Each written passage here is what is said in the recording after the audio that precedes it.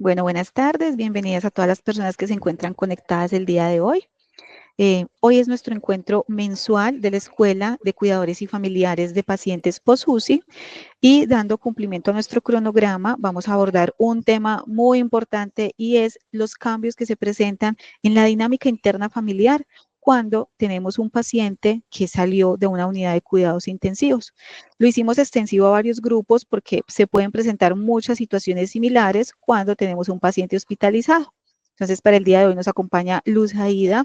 Luz Aida es psicóloga clínica de Clínica Las Américas A1, es una profesional con muchos años de experiencia, lleva muchos años en la clínica acompañando a todas las familias en estas crisis que se presentan cuando tenemos un familiar o una persona conocida en instancia hospitalaria. Entonces, bienvenida Luz Aida y muchas gracias por aceptar esta invitación.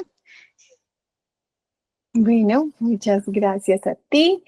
Me confirman que lo están viendo.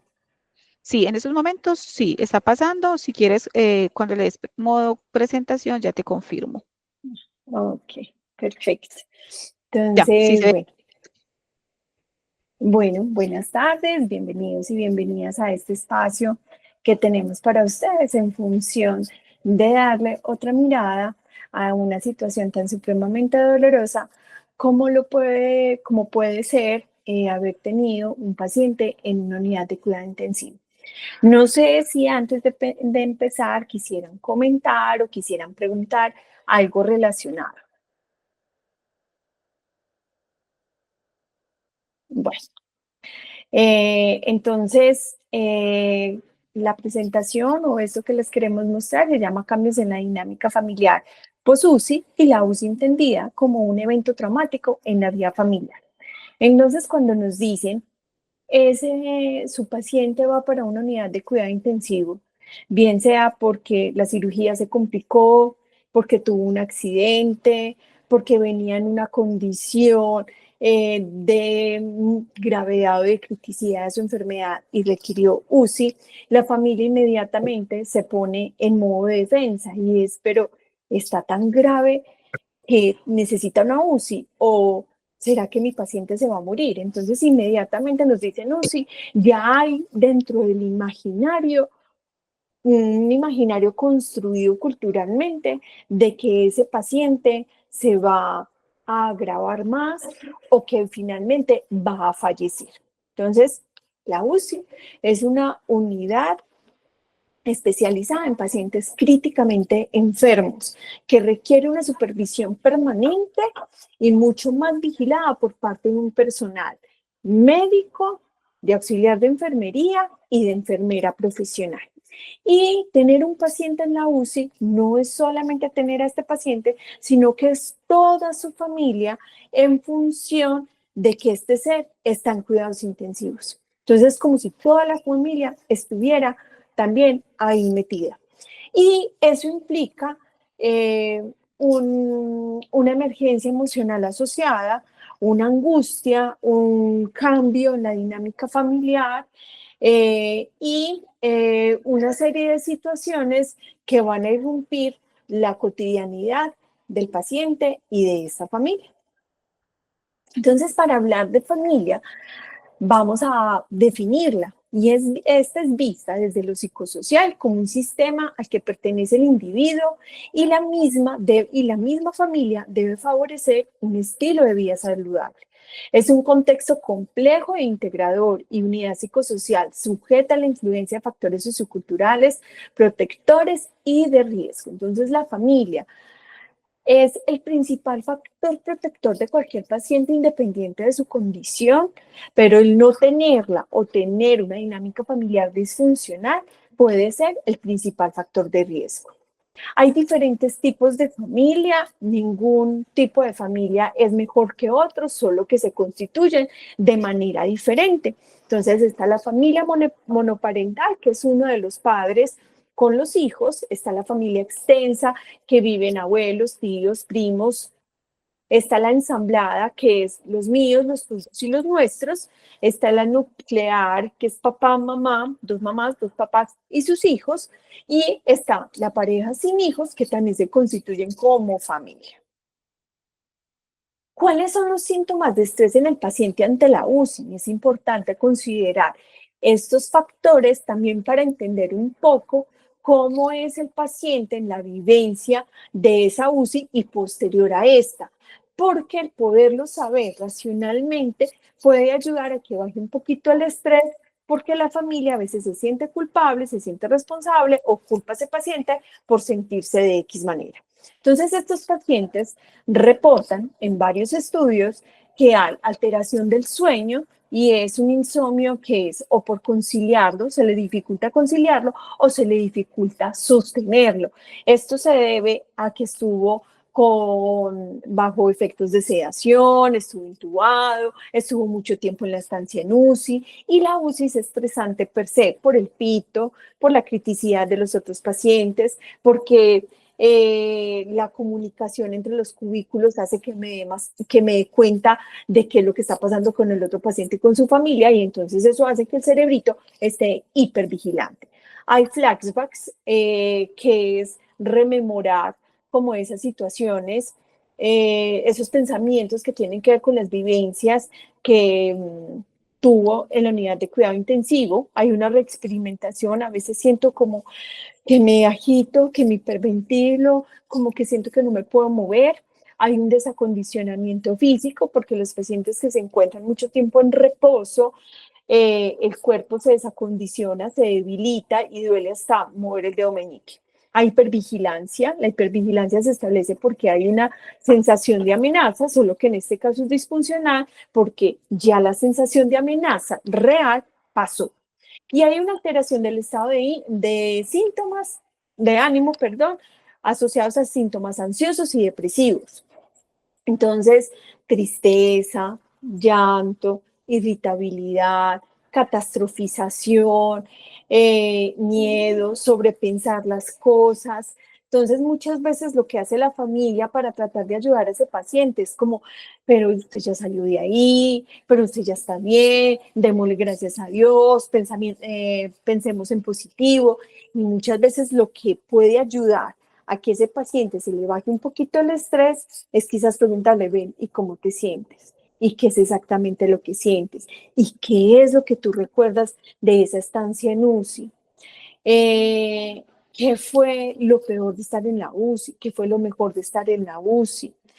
Y con lo que no recuerda el paciente, por ejemplo, ayudarlo a construir esa historia, porque a nosotros los seres humanos nos angustia enormemente que nuestra memoria se vea alterada. Entonces es como, pero ¿qué pasó en ese tiempo? O sea, estuve un mes sedado, no me acuerdo absolutamente nada, y es como si yo no hubiera vivido en ese momento. Entonces, digamos que poderle ayudar a construir, eso puede ayudar a que baje la ansiedad. A veces creemos los familiares que el evitar el tema doloroso es la forma de ayudarle a ese paciente y nada más erróneo que eso. La idea, teniendo en cuenta que la familia es ese espacio seguro del paciente, es poder facilitar esa expresión emocional. Y si no es con la familia, con quien podemos expresar eso que sentimos, eso que nos agobia, eso que nos angustia, pues entonces ¿con quién? Incluso hacer algo como de terapia de apoyo, como es que mi hijo, cuando usted estuvo en cuidados intensivos, para mí fue supremamente angustiante. A mí me angustió mucho que te murieras, a mí me angustió mucho cada vez que llegaba y que yo sentía que no ya me corría. Y eso también puede ser algo liberador dentro de ese paciente y para esa familia. ¿Qué cambios en la dinámica hay? Entonces la autonomía se puede ver alterada porque quizás el paciente mientras termina de hacer su proceso de recuperación requiere una supervisión permanente por parte de uno o más integrantes de la familia. Entonces, digamos que antes salía sin tener que decir, ahora toca decir, porque hay que hacer un cuadro de turnos para que el paciente no se quede solo. Se puede ver alterada la sexualidad en cuanto a la pareja.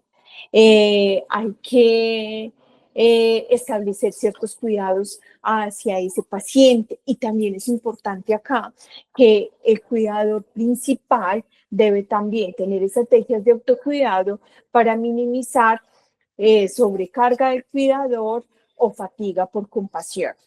Hay un cambio en la perspectiva de la vida que se puede ver en términos positivos de La vida y la muerte nos acompaña de manera permanente. ¿Qué vamos a hacer para vivir mejor lo que tenemos en este momento? ¿Qué actitud de agradecimiento tenemos nosotros en este momento frente a la situación que nos acompaña? Y es que ya estamos hablando de un egreso de una unidad de cuidado intensivo. Y hay un cambio de roles. Resulta que el que estaba en cuidados intensivos era el principal proveedor económico. Ahora está con esta condición y hay tiene que haber alguien más que provea económicamente la casa. Entonces, ese cambio de roles también genera como un duelo a hacer cambios dentro de esa dinámica familiar.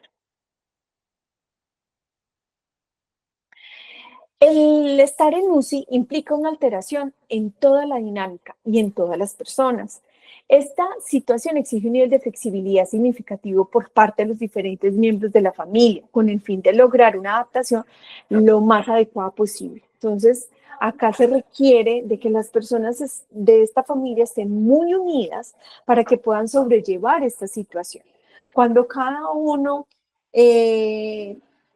piensa lo que quiera, hace lo que quiera, no comparte lo que siente, eso va a limitar la comunicación de estos miembros de la familia y por tanto también van a alterar el estado emocional de ese paciente. Esta es una situación que puede unir a algunas familias, pero también dividir a otros. Entonces, cuando vienen dinámicas familiares con muchos problemas de antes, digamos que esta situación tan estresante lo que hace es que refuerza aún más esos problemas que venían de antes.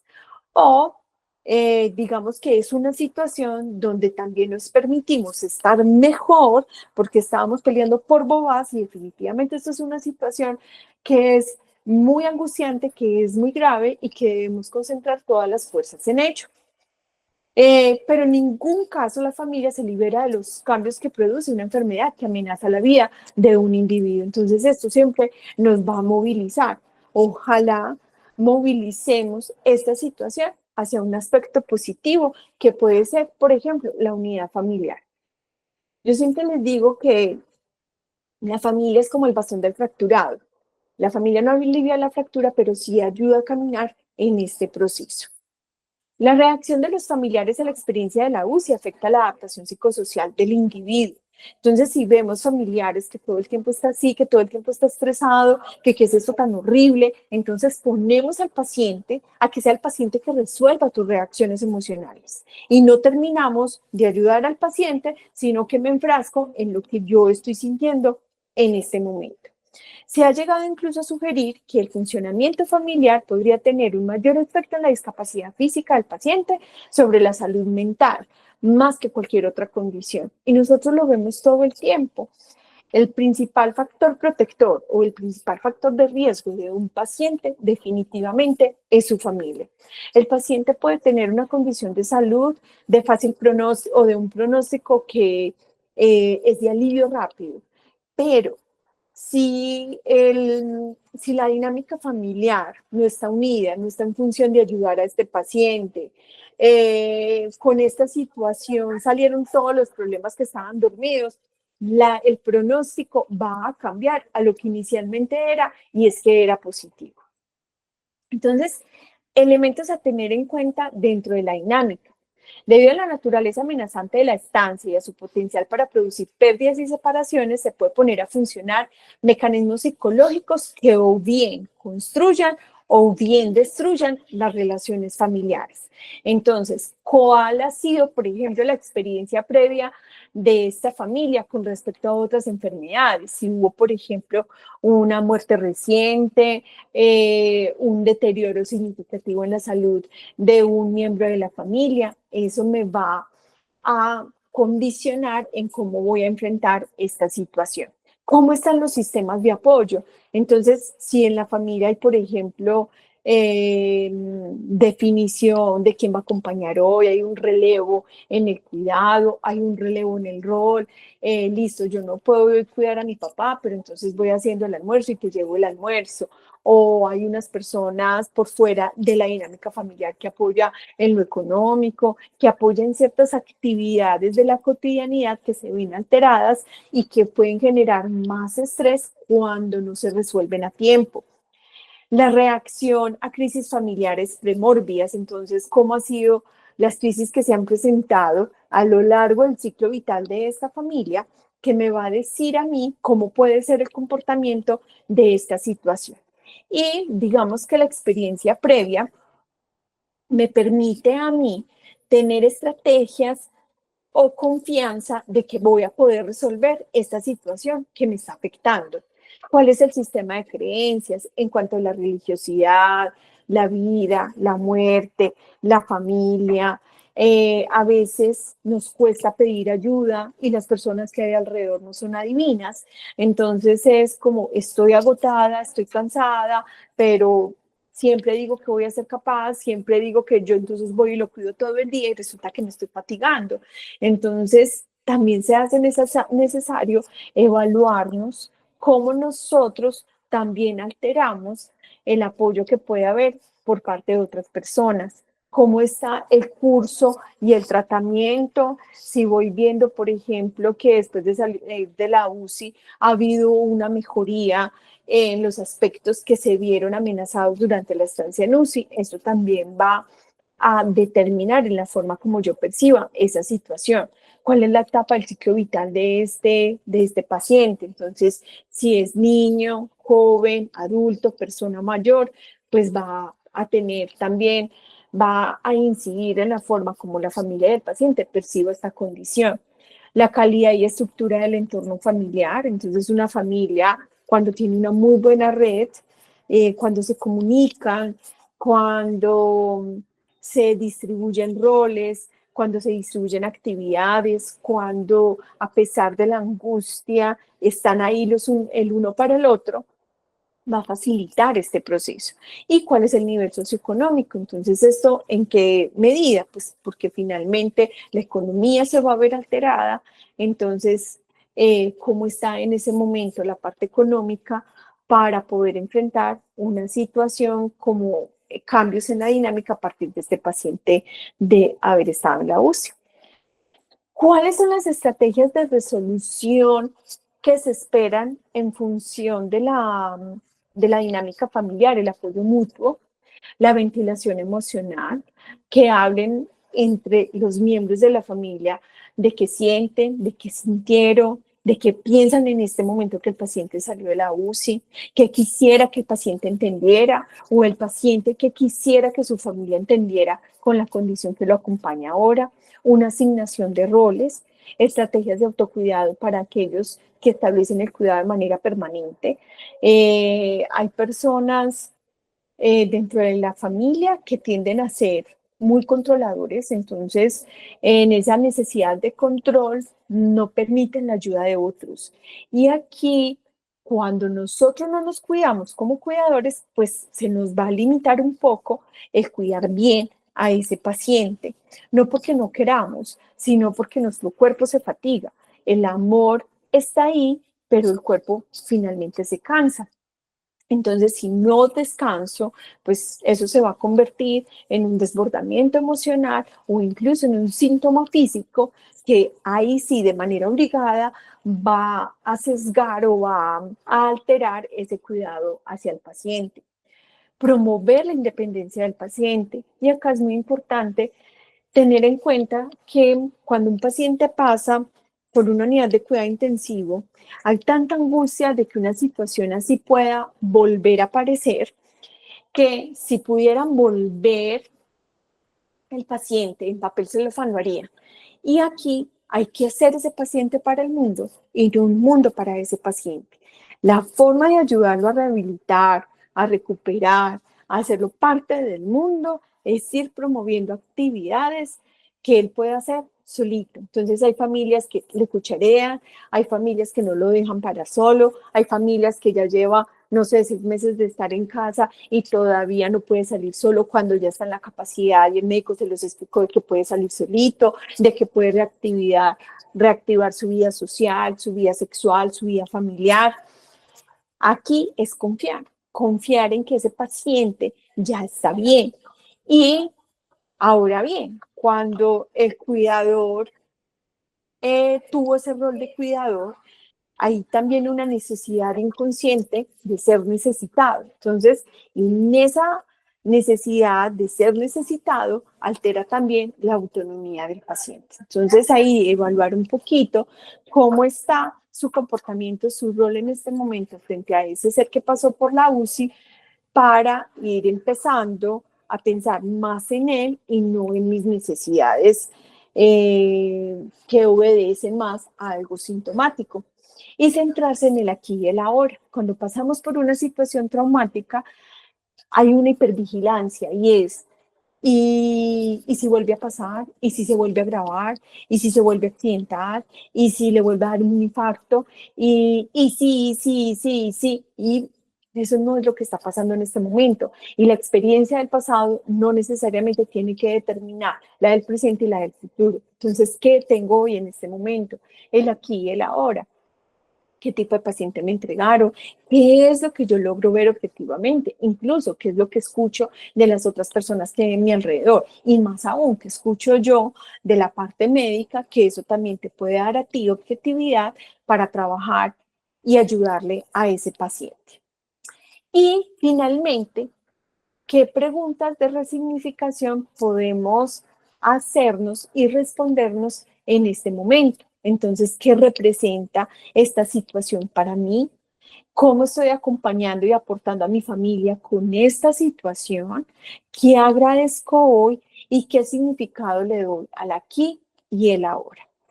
Estas preguntas con el fin de poder poner eh, en, en la tranquilidad, en una mejor percepción del mundo, del futuro y de mí mismo, de que ese paciente hoy está sano, de que ese paciente entró en un proceso de gravedad por estar en una unidad de cuidado intensivo, pero que ya está en un proceso de recuperación.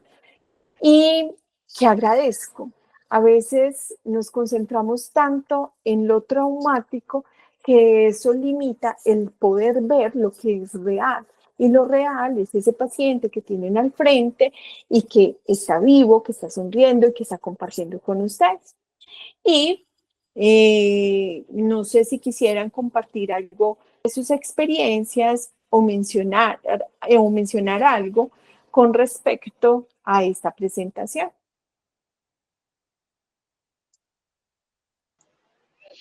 Gracias, Luza, por toda esta información que nos acaba de brindar. Como lo dice Luza, este es el momento en el que ustedes pueden encender sus micrófonos o pueden dejarnos sus preguntas en el chat.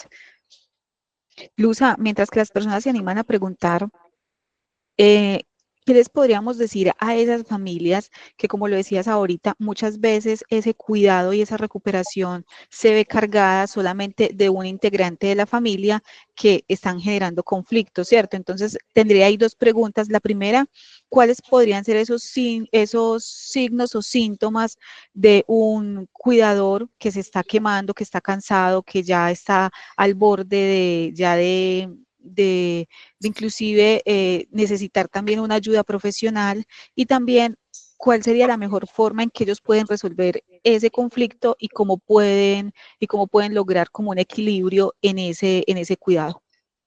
Entonces, los síntomas que más se presentan en estas personas que pueden tener sobrecarga del cuidador es irritabilidad, no tener tiempo para realizar ninguna otra actividad, nada que tenga que ver con el bienestar, no duermen bien, están hipervigilantes a que algo malo va a pasar, todo el tiempo la cara es como si estuviera malhumorado, eh, es defensivo frente a lo que los demás te pueden decir. Hay como tristeza la mayor parte del tiempo, a veces como ganas de llorar todo el tiempo. Eh, Se puede alterar el apetito y el sueño. Mm, Puede tener algún síntoma físico, entonces una cefalea constante que no se alivia con nada, gastroenteritis, dolor de estómago, debilidad muscular. Entonces ahí es el cuerpo tocando la puerta diciéndole, hey, mija, míreme, que estoy necesitando de que te conectes conmigo.